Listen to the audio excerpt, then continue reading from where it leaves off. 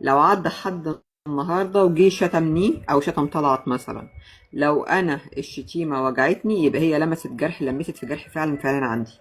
لو جه مثلا حد جاي قال لي مثلا انتي كذابه او انتي حراميه، لو انا مش كده انا مش هتوجع، لان ما صدمتش حاجه عندي. انت ممكن تروح تقول لواحد انت حرامي يتنرفز ويتفاعل ويتنرفز قوي، لان انت جيت له على حقيقه جواه ملمسه معاه، او ان هو ممكن يكون تم اتهامه قبل كده وهو مش حرامي بالفعل، ولكن وجعته الذكرى اللي اتظلم فيها، فلسه الجرح موجود ما طبش ما خفش. فلازم ابقى واعيه كويس قوي الكلام طالع من مين، بيتقال علشان ايه، بناء على ايه، هل هو لمس شيء عندي او لا. ده مهم قوي. انت ممكن تروح تقول لشخص ما، سواء مثلا رجل او امرأة، انت وحش او شكلك وحش. لو هو جميل ولكن شايف نفسه وحش هيتوجع.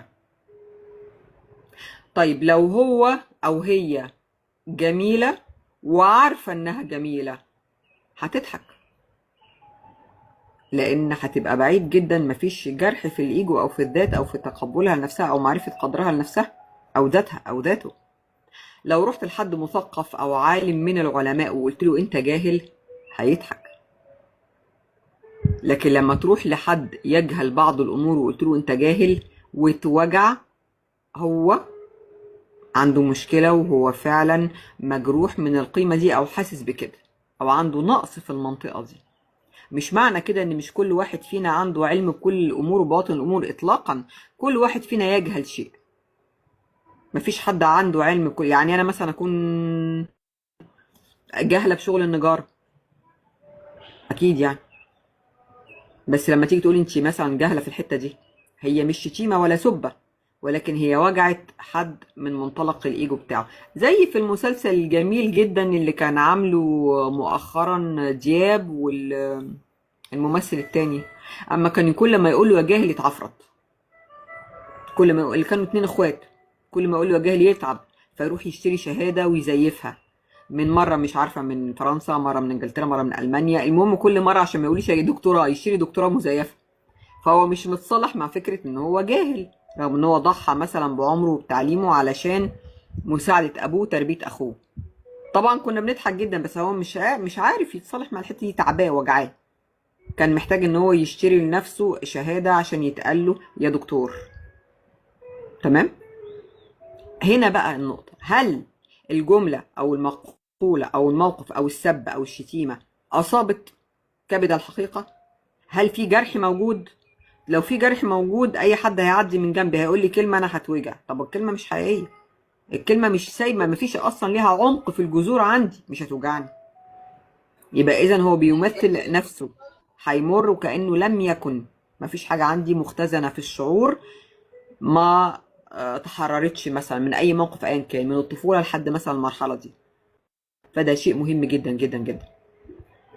لما الشخص يتوجع، لا من الرمي بالباطل يا طلعت، لما بيكون مظلوم، لما بيكون مظلوم وحاسس بالظلم ومش عارف يتعالى عن كون انه اتظلم او ضحيه وموجوع ومحتفظ. ما انا قلت الكلام ده اثناء المداخله في الاول، وانا بوصف الحاله كامله من جميع الجوانب والجهات بتاعتها، سواء هو مظلوم او في جرح بالفعل بيوجعه وهو عارف ان هو عنده دي ما تمش العلاج بتاعتها، او تم التئام الوجع الداخلي المستخبي اللي بيظهر مع بعض السلوكيات. وبالتالي من هنا احنا بنجذب بعض النماذج او الشخصيات في حياتنا، زي لما اجي اجذب شخصية سامة او نرجسية او كاذب او بخيل او دراما زيادة عن اللزوم، او عايش في دور الضحية عشان عايش في دور المنقذ، او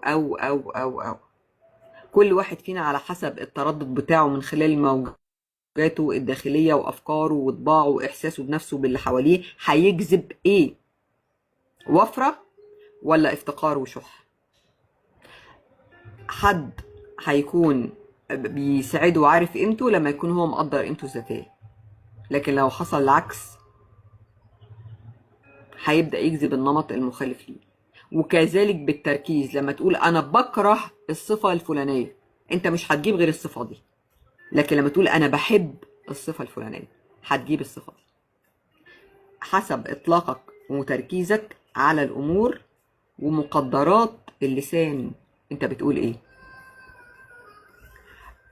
ممكن يكون هو مش بيجي في طريقه ناس صعبة، ممكن يكون الناس الصعبة محتاجين يشوفوه، لان احنا كلنا بنتبادل. الناس الصعبة اللي هتيجي في طريقي هي محتاجة ان انا انور لها شيء او اسيب اثر او بصمة لشيء معين، وبالتالي انا هتعلم نمط جديد ونموذج جديد اعرف اتعامل معاه واختزنه في القاموس بتاعي، عشان ابقى عارفة ده لما يتكرر في شكل حد تاني لازم ابقى عارفة التعامل وابقى عارفة على طول من اول عنوان عشان ما يتكررش تاني وتالت. اما درجة الاحتياج هو ممكن يكون محتاج لحد بالصفات دي او برسالة معينة او معالج او ان هو يعالج شيء سواء بقصد او من غير قصد. لو اعترف ما بينه وما بين نفسه وخد القرار للعلاج وانه يعرف يتعامل مع الاحتياج ده هيوصل، مش هيبدأ يقابل النموذج ده مرة تانية ولا تالتة، والحياة من هنا بتتغير. وده شيء مهم جدا جدا جدا في تعاملاتنا الحياتية وفي طريقنا في رحلتنا في الحياة.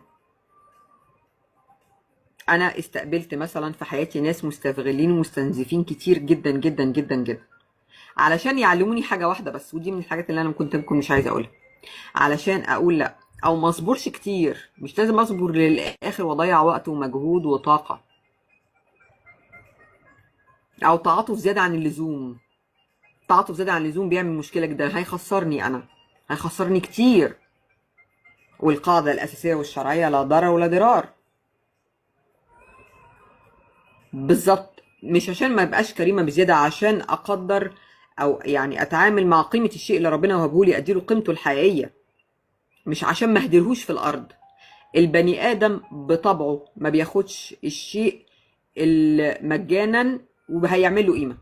انت لو قابلت قطعة جوهرة وانت في الصحراء ممكن تفتكرها حتة ازاز، مش هتعرف تديها قيمتها الحقيقية غير لما هتشوفها عند الجواهرجي محطوطة في قلب القطيفة وفي العلبة وفي التغليف بتاعها ومعها شهادة الضمان بتاعتها. ممكن يكونوا الاتنين على نفس القيمة، لكن في حد بيعرف يقدرها وحد لا، وعلى حسب انت عرضتها وحطيتها فين في المكان اللي تستحقه او تستاهله.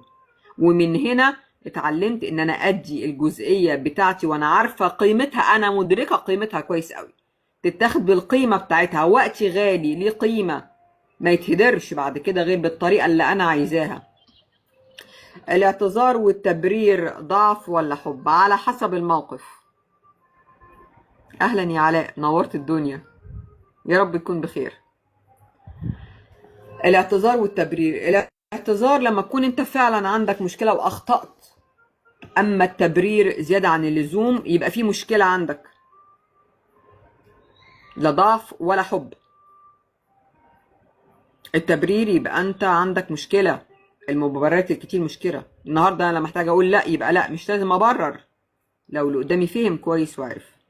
اما لو اللي قدامي حكم عليا بشكل خاطئ ونسج سيناريو كامل وحوار في خياله، فانا اترفع عن التبرير او الرد. انت نسجت وصدقت الخلفية، انت حر. انا مش مجبرة ان انا اهدر وقتي وتستنزف طاقتي وتستنزف كلامي عشان ارضي غرورك او خيالك المريض. مش بتاعتي. انت عشت مع نفسك وكونت صورة، مش من واجبي ان انا اجي اصلح لك كل ده، خصوصا لما ابقى عارفة ان النموذج اللي قصادي عنده مشاكل داخلية كتير، سواء انا اعلنت عنها او واجهته بيها او لا، لان مش شغلي، مش تخصصي خالص. تخصصي ده انت لما يكون هو حاج عميل معايا وحاجز معايا جلسات وحابب يغير من نفسه، مش انا اللي هفرض عليه ان هو يتغير او ان انا لازم احسسه ان انت عندك مشكلة. كل واحد فينا عارف مشكلته فين، اللي حابب يحلها هيحلها، اللي حابب ياخد قرار انه يطور من نفسه ويحل ويعالج نفسه ومشكلته عشان يعيش حياة افضل واصح وشبه سوية، هو اللي هيشتغل على ده. لكن انا افرض على حد واشوفه انت، انا شايفه بني ادم عنده مشاكل. من ضمن الاخطاء اللي كنت بقع فيها زمان وانا صغيره ان انا جاي اقول له انت عندك مشكله. طب ممكن ما تتقبلش حتى لو عنده مشكله، هو ما عنده مشكله. لو انت هتتقبل اللي قصادك كما يعني انا دلوقتي لما انا مش مضطره ان ابرر، هتتقبلني كما انا اهلا وسهلا. مش هتتقبلني، سلام سلام بلا اذى، لا ضرر ولا ضرار، الباب مفتوح. اكيد النسيان من اكبر النعم من رب العالمين على البني ادم عشان التخطي، عشان يعرف يعيش حياته.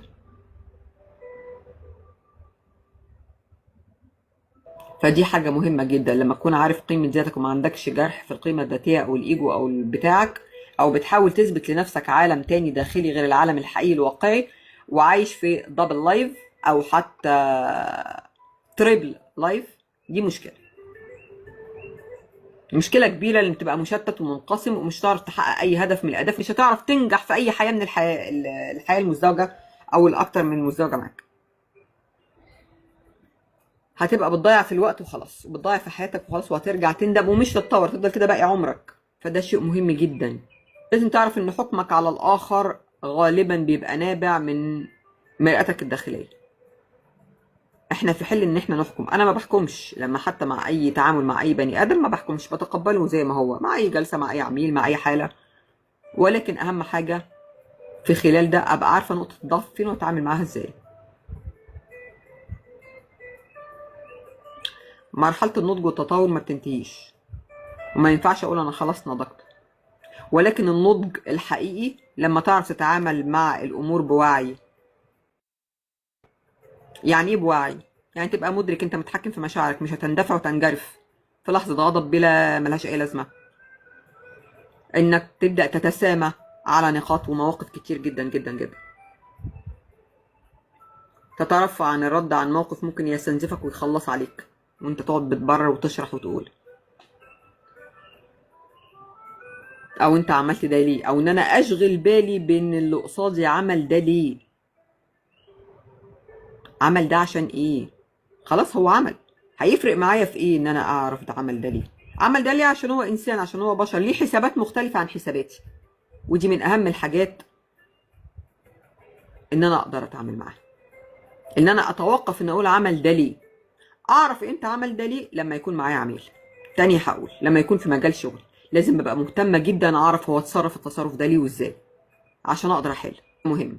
ولكل واحد فينا حساباته الشخصية وشيلته وظروفه. ابسط شيء ان هو يعملها ما يروحش يرمي بلاه ويحمل اللي قصاده شيلته، ده ضروري جدا. مفيش تبرير، اللي هو عارفك ومتوقع وعارف ممكن تكون تصرف ده، انك انت بشر وانك انت انسانة. كل انسان فينا ليه خفقاته او اخفاقاته، وليه نجاحاته، وليه اوقات حلوة واوقات ضعف، يعني كلنا. فالتعامل مع المشاعر الانسانية او مع المواقف المختلفة او الظروف اللي بتتغير المتغيرة، ده مهم جدا.